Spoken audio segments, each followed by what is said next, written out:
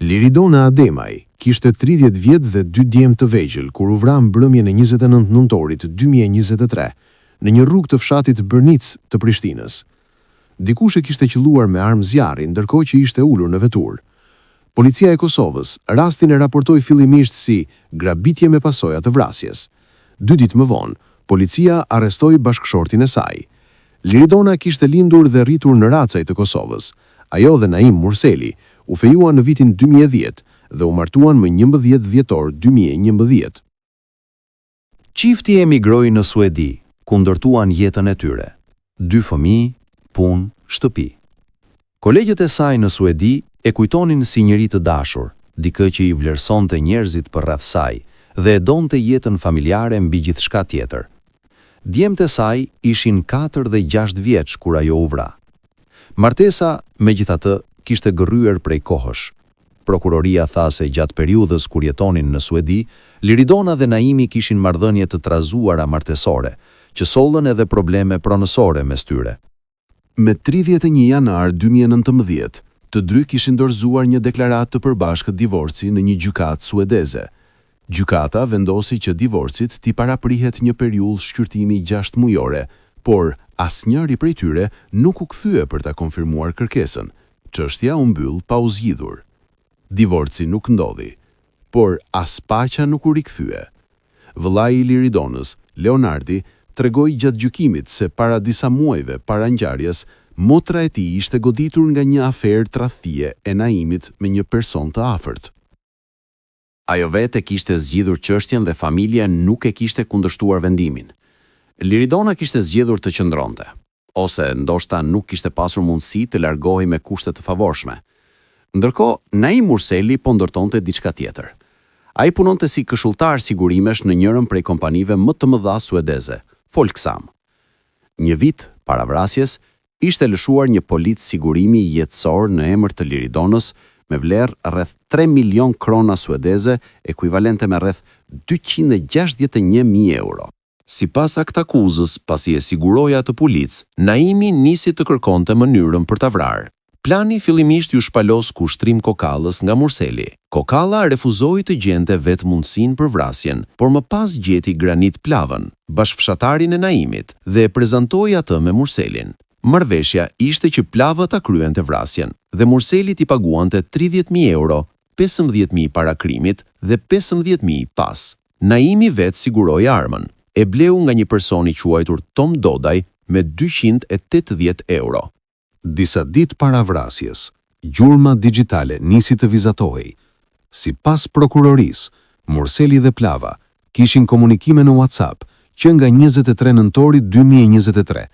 Natën e krimit, Granit Plava kishte qenë i pranishëm në të njëjtin restorant ku Naimi darkoi me familjen e tij. Kamerat e restorantit tregonin qartë tryezën ku ishin ulur dhe parkimin jashtë, ku makina e Plavës priste. Plava u largua i pari nga restoranti dhe priti në vetur derisa Naimi doli me familjen. Mbrëmja e 29 nëntorit u zhvillua sipas planit. Liridona Ademaj u vra në rrugën Dalip Al-Shiqi në fshatin Brnic, teksa ishte në vetur me bashkëshortin dhe 2 fëmijët e tyre. Sipas aktakuzës, Murseli i bëri sinjal Plavës me dritat e makinës para vrasjes, pastaj e kapi Liridonën për krahu për ta parandaluar nga lëvizja. Pas të shtënës, Murseli doli nga makina me fëmijët dhe u largua nga skena. Fëmijët ishin aty, 4 dhe 6 vjeç. Ata pan gjithçka. Gjali i madh i tha dajës: "Hajni!" E futi dorën dhe ja bëri mamit bam. Po ashtu, fëmijët sqaruan qartë se si babai e kishte mbajtur nënën e tyre për dore në momentin e fundit. Mjekësia ligjore konfirmoi gjurmën. Anën e majtë të shpatullës së Liridonës kishte një hematom, me kohë të përputhshme me jo më tepër se 1 orë para vrasjes. Bashkëshorti natën e ngjarjes nuk fjeti as te familja e tij, as te familja e Liridonës. Fjeti në hotel. Ditën e varrimit, familja e Liridonës vërejti ftohtësinë e tij. Pastaj erdhi një detaj që tronditi edhe më shumë opinionin.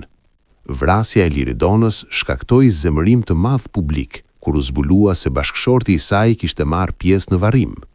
Familja kërkoi zhvarrosje në trupit dhe rivarrosje në saj në varrezat e familjes Ademaj.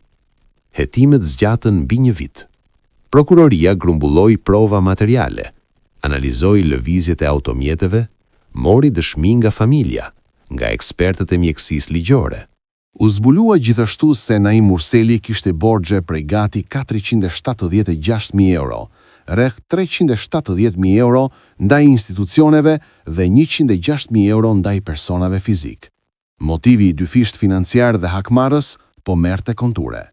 Më 15 janar 2025, Prokuroria Themelore e Prishtinës ngrit akt akuzë ndaj 4 personave: Naim Murselit, Granit Plavës, Kushtrim Kokallës dhe Tom Dodajt. Dodaj, i cili kishte shitur armën për 280 euro, pranoi fajsin. Gjykata e dënoi me 5 vjet burgim, që apeli ja uli në 3 vjet. Gjatë gjykimit, Naim Murseli mbajti një qëndrim deri në fund.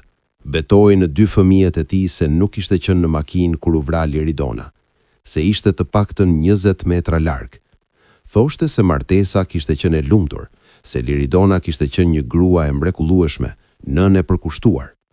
Granit Plava nuk u deklarua rreth fajsisë gjatë seancës fillestare, por gjatë dëshmisë tha se kishte vepruar sipas marrëveshjes me Murselin, pastaj ishte larguar me armën sipas udhëzimeve.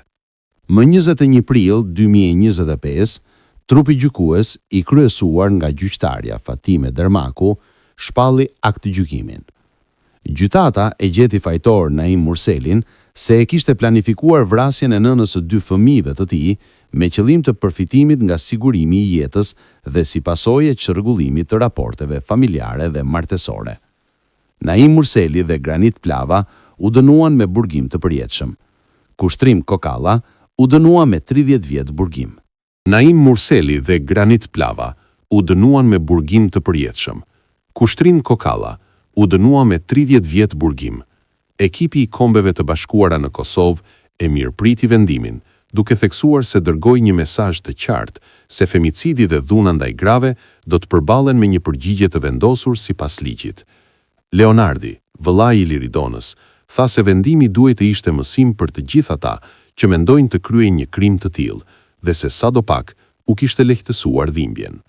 Por dhimbja, siç e tha vet, nuk shkon. Djemt e Liridonës janë tani në Suedi, nuk pranojnë thirrjet telefonike të babait të tyre. Nëna e tyre u vra para syve të tyre. Kishin 4 dhe 6 vjeç. Kjo vrasje lëndoi zemrat e mbar shqiptarëve, na dha një mësim të madh që gjarpri ka helm edhe nëse i dhuron dashuri. Zoti e mëshirofte Liridonën, familjes i dhënte durim dhe fëmijët të kenë mirësi në jetë. Prehu e qetë Liridona, drejtësia triumfoi.